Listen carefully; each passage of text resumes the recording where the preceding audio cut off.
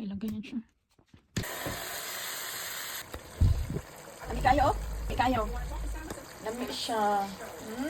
Asang barbecue. May barbecue. Final result. Kalami. Ang paa. Nabungkag na siya tungod sa kahumok. Slow cook lang na siya mga besh.